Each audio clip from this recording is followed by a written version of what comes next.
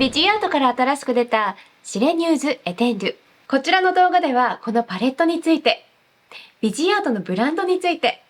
様々な光の下で見せるスウォッチ、似たような色味の比較や3つのロックを字幕付きでお送りします。こんにちは、すみれです。今日はビジアートから発売されたシレニューズエテンドゥについて詳細なレビューをしていきたいと思います。ビジアートがね、初めてという方のために簡単にお話しすると、このビジアートというブランドは、もともとフランスでプロ向けに商品を作っていたブランドです。現在の CEO のアナスタシアさん。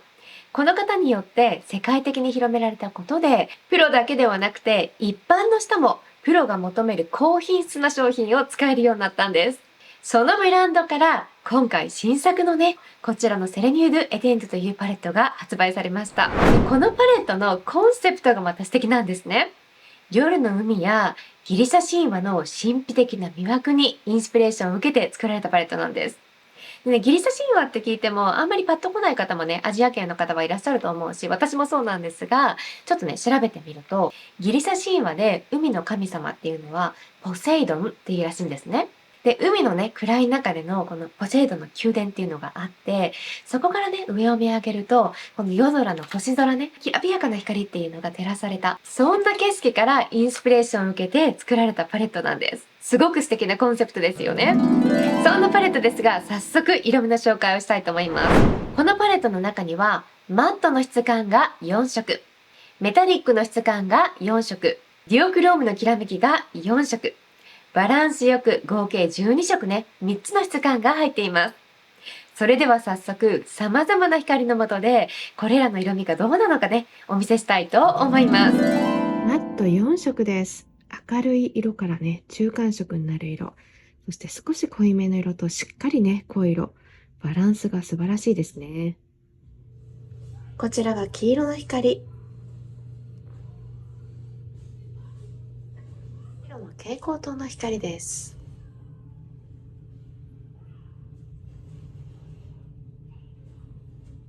こちらがメタリック4色。一番右側のものはメタリックのカテゴリーではあるんですが、キラキラ感は少ないかなと思いますね。で、右から2番目。これがまぶたに乗せた時もものすごく綺麗な輝きがわかるんですね。これは私がびっくりした。色の組み合わせもバランス取れてますよね。そしてこちらがメタリック4色、黄色の光です。こちらが白の蛍光灯の光です。一番右側、自然光とかだと分かりにくかったきらめきが分かりますね。実はこんな風に夜空のきらめきのようなね、ほのかに入っていたんですね。そして右から2番目のきらめきが私はとにかく大好きです。そして左側2つもとても綺麗ですね。そしてこちらが自然光でディオクロームのラメ感があるタイプですね。こちらが黄色の光。そしてこちらが白の蛍光灯です。毎回白の蛍光灯は本当によくわかりますよね。そして白の蛍光灯っていろんなところで使われているので、結構この輝きが出る場面って多いんじゃないかなとは思いますね。右から2番目の色は、これ、きらめきデュオクロームと思われる方もね、いらっしゃると思うんですけども、左側、ビジアートの黒のマット、そして右側が今回のもので、こうやって並べて見てみると、静かにキラキラっとね、まるで支えてるかのようにね、輝いてるのがわかりますか？こんな感じで色味も黒ではなくて、濃いネイビーブルーグリーンっていう風にあるんですね。その中で、ブルーのラメ感とのことです。改めてこうして見てみると、3つきらびやかな光、そして1つは静かなね、ほのかな光になっていますね。こちらについてはまた感想の部分でお話ししたいと思います。いかがでしたか？で、ここに入っているディオクロームの色の組み合わせっていうのが結構他のブランドからも出ているような組み合わせだったりもするので、私が持っている似たようなディオクローム、パットマンカグラスやナターシャとかね、ちょっと比べてみたいと思います。比較したいパレットを並べてみました。まず、マザーシップ、ムーンリットセダクションですね。こちらに入っているこの色がね、すごく似た感じがあるんだけども、粒感がずっと大きいんですね。なので比較に使います。そして、ナターシャ・ディノーナのフルサイズのスターパレット。ここに入っているのも、実はデュオクロームでブラウンとかシルバー、そして赤系のね、ものになっているので、ちょっと比べますね。そしてこのパレット、懐かしいと思う方いらっしゃるかもしれないんですが、昔ね、タルトが出していたプロパレットですね。これは2015年、16年とかそのあたりだったかな。で、ここに入っている色がブルーとかね、あと赤系のデュオクロームなので、今売っていないんですが、持っている方もいらっしゃるかもしれないので、念のためね、参考程度にお見せします。そしてナターシャ・ディノーナのフルサイズのリラパレット。ここに入っている色がデュオクロームです。これも赤とかパープル系のデュオクロームなんだけど、優しい動きなんですね。こうパンで見るとこっちの方が断然輝きぐらいはありそうですよね。実際スウォッチをしてどうかも見てみましょう。左からビジアート、パットマクグラス、ナターシャ・ディノーナ、タルト、ナターシャ・ディノーナ。すべてね、赤系のデュオクロームになりますね。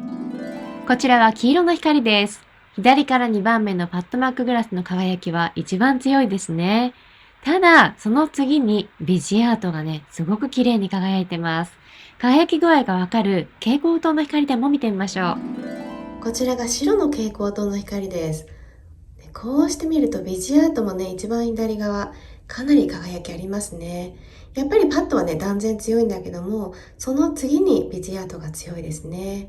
そして右側3つもね、細かい輝きっていうのがありますね。色味で言うと一番近いのはナターシャ・ディノーナのリラパレットね。そこに入っているディオクロームが近いかなと思うんですが、それにさらに輝きを足したバージョンっていうのかな。そんな印象がありますね。で、パッドマックグラスはベースの色は似てるんだけども、ラメ缶の色がウォームトーンなんですね。ビジアートはね、クールトーンの綺麗なパープルなので、その違いがあるかな。あとはパッドマックグラスの方が粒感がね、また大きいので、見え方っていうのがもう少しね、派手に見えますね。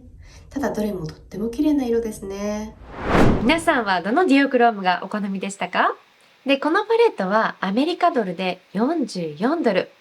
使用期限は36ヶ月なので、なんと3年間持つんですね。本当に業界の中ではこの使用期限がすごく長いと思います。そしてビジアートは独自の科学者の方がいらっしゃって、フランスとアメリカ両方にね、ラボを持っています。そしてどちらで作っても製品のね、品質っていうのが同じになるようにしっかりと管理されていて、こちらのパレットはアメリカで作られたものになるんですが、ビジアートの製品の全ての色素っていうのは全部フランス産のものになるんです。それではこのフランス産の色素で作られたアイシャドウパレット、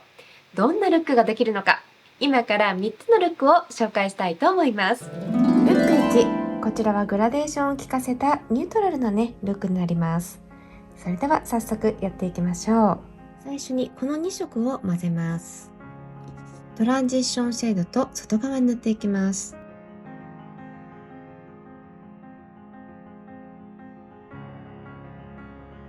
次はこの色を使います。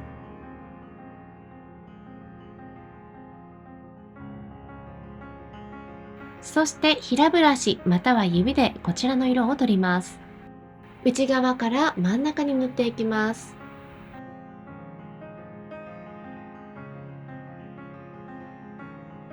この色を使います。外側から目頭にラインを描くように斜めに線を入れます。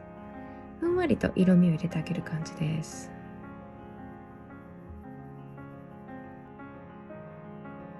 際の濃さを足すためにこの2色を混ぜます。改めて際にのせます。この色味を使います。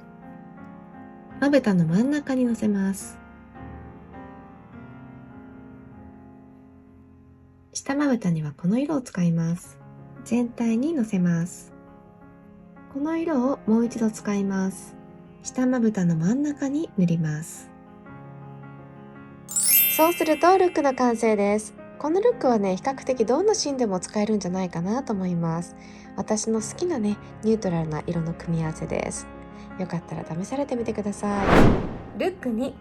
外側に細かいラメ感が入ったね、濃いめの色、そしてデュオクロームを使ったルックです。それでは早速やっていきましょう。この色を使います。この色を使います。この色は細かいラメ感が入ってるんですね。なので結構ブレンディングをしているとラメ感がね飛んでしまうことがあるので、私がこういった色味を使うときはアイメイクからね最初にすると思いますが、一応ラメ感がね飛ぶ可能性があることも頭に入れてメイクをされてみてください。こちらを使います。内側から中間までのせていきます。外側の部分ね、先ほどの暗い色味の上にねかぶせてのせて OK です。この色を使います。目頭に重ねます。下まぶた、この色を使います。全体的に塗ります。この色をもう一度取って下まぶた全体に塗ります。そうするとルックの完成になります。際には濃いネイビーブルーグリーンのね色味、私個人的にはブラックに近いかなとは思うんですが、細かいねラメ感があったり、そして内側から真ん中にはデュオクロームですね。赤系なんだけども、この少しねブルーとかパープル系に変わるような色味が入っているので、外側の色とね綺麗につながるかなと思います。こういった色の組み合わせは皆さんいかがですか？ルック3、こちらは2色のみを使ってね作るニュアンスルックになります。で、真ん中に入っているデュオクロームはベージュピンクに青緑のラメ感があるので、光によってはねちょっとグリーンっぽい見え方がするんですね。早速やっていきましょう。この色を少し取ります。初めからたくさん色をつけすぎないのがポイントです。そしたら内側にもそのまま残った色味を少し足していきます。少しずつ外側、そして内側を塗っていきます。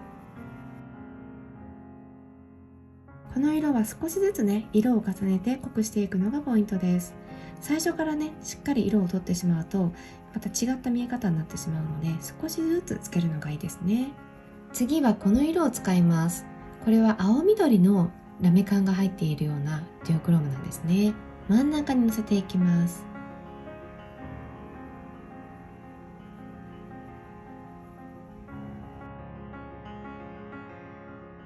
下まぶた全体的にのせます。先ほどの色を使います。真ん中にのせます。